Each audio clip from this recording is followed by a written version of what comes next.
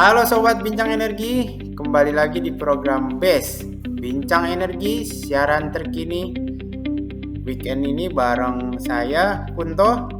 Dan kali ini saya juga ditemani sama rekan saya, Diki. Halo Diki.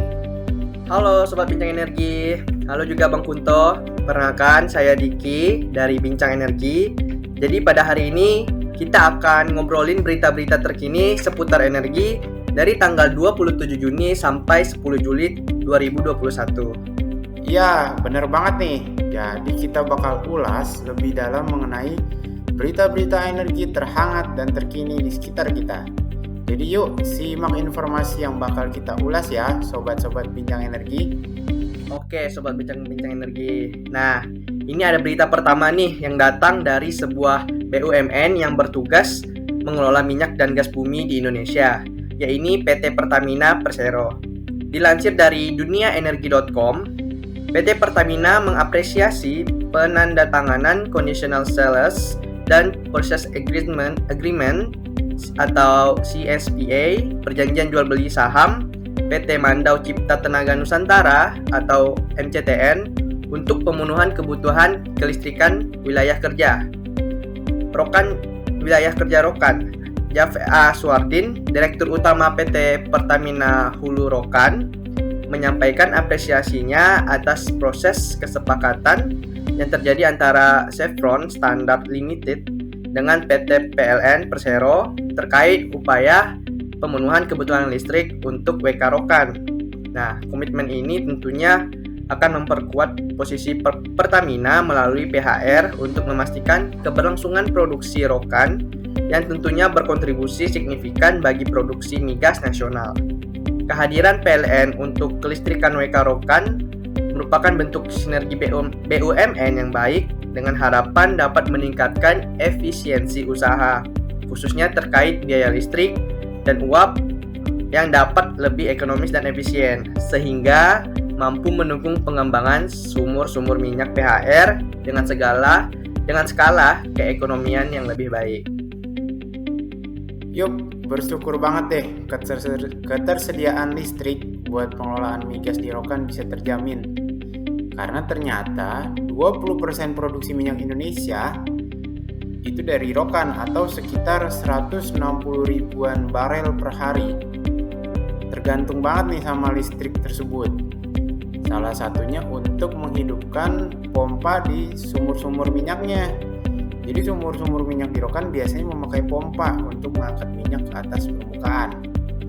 Menurut info yang ada nih, kebutuhan listrik dan uap wilayah kerja Rokan sebesar 400 MW dan 335.000 barel steam per day, di mana sebagian besar kebutuhan tersebut dipasok dari pembangkit MCTN tadi, dan sisa kebutuhan nantinya dipenuhi dari pembangkit internal wilayah kerja Rokan. Wah, besar juga ya Bang ketersediaan listriknya. Nah, berikutnya nih, ada berita hot juga loh mengenai pembangkit listrik panas bumi. Iya nih Bang Kunto, jadi pemerintah Kabupaten Bogor mendukung pengembangan energi panas bumi oleh Star Energi Geothermal Salak atau SEGS di kawasan Taman Nasional Gunung Halimun Salak. Iya, setahu saya pembangkit listriknya itu berkapasitas 377 MW ya selama ini. Dan akan ada rencana pengembangan lagi ya tahun ini untuk mempertahankan produksi listriknya. Berarti energi ini dihasilkan oleh panas bumi dan kita ambil lewat sumur-sumur gitu kan ya? Ya benar Bang, lebih tepatnya energi terbarukan ini merupakan energi yang dihasilkan dari interaksi panas batuan dengan air yang mengalir di sekitarnya. Lalu dibutuhkan sumur-sumur di posisi yang tepat untuk mengambil air atau fluida panas tersebut dari dalam bumi. Kemudian dilansir dari regionalkompas.com, Kepala Bagian Sumber Daya Alam Kabupaten Bogor, Budi Cahyadi Wiryadi mengatakan, pengembangan energi panas bumi ini akan terus digenjot untuk pemanfaatan sumber pembangkit listrik utama. Pembangkit listrik panas bumi ini merupakan energi terbarukan, bukan energi yang habis pakai, jadi bisa kita perbaharui lagi. Karena itu, pembangkit listrik tenaga panas bumi atau PLTP ini bisa memberi sumber energi listrik untuk seluruh wilayah Bogor. Nah, berikutnya kita beralih ke berita yang ketiga yang cukup memprihatinkan nih Sobat Bincang Energi.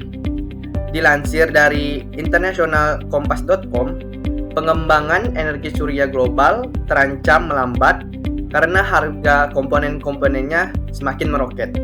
Wah, kok bisa harga komponen-komponennya jadi lebih mahal? Apakah ada hubungannya dengan pandemi COVID saat ini? Ya, benar Bang Kunto. Jadi lonjakan harga ini tak terlepas dari bangkitnya perekonomian dunia dari pandemi virus corona. Para pengembang energi surya di dunia saat ini mulai memperlambat proyek-proyeknya. Pasalnya, sejumlah keperluan yang dibutuhkan seperti biaya komponen, tenaga kerja, dan juga pengiriman mengalami lonjakan harga.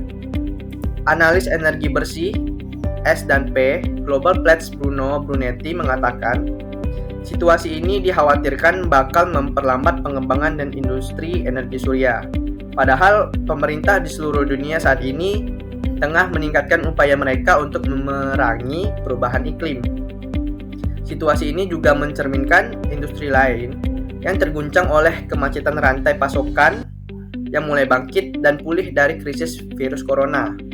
Produsen elektronik hingga retail juga mengalami penundaan besar dalam hal pengiriman bersamaan dengan melonjaknya biaya. Sementara itu, beberapa eksekutif perusahaan mengatakan naiknya tarif pengiriman, bahan bakar, tembaga, dan juga tenaga kerja turut menghambat pengembangan proyek energi surya. Sementara itu, sejumlah perusahaan pengembang energi surya di Amerika Serikat bingung menghitung ulang harga proyek untuk 2022.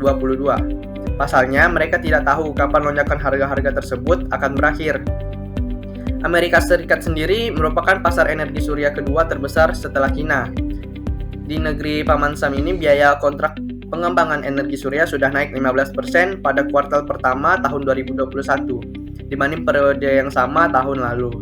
Sementara di Eropa, beberapa proyek yang tidak memiliki tenggat waktu kapan mereka harus mulai menyalurkan listrik akhirnya ditunda.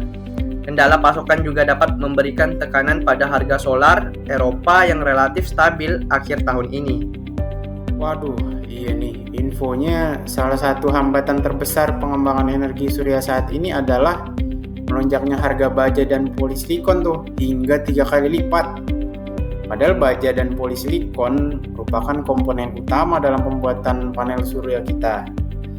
Jadi kita doakan deh ya, semoga iklim investasi energi surya ini cepat normal kembali, sehingga panel surya tetap bisa mendukung energi bersih di sekitar kita. Oke Sobat Bincang Energi, nggak kerasa nih akhirnya kita udah sampai di penghujung BES. Hari ini, weekend ini, kita sudah membacakan dan juga ngobrol-ngobrol tentang berita-berita terkini mengenai energi 2 minggu ke belakang, khususnya energi terbarukan dan berkelanjutan.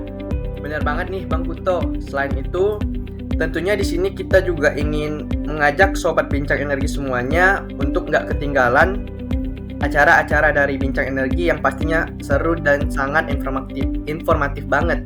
Dari mulai BES, BEM, Ruben, dan masih banyak lagi. Jadi, jangan sampai kelewatan ya Sobat Bincang Energi semuanya. Oke, saya Diki dari Bincang Energi. Dan saya Kunto dari Bincang Energi. Salam energi berkelanjutan. Sampai jumpa di BES Bincang Energi siaran terkini 2 minggu ke depan. Sampai jumpa. Salam energi berkelanjutan.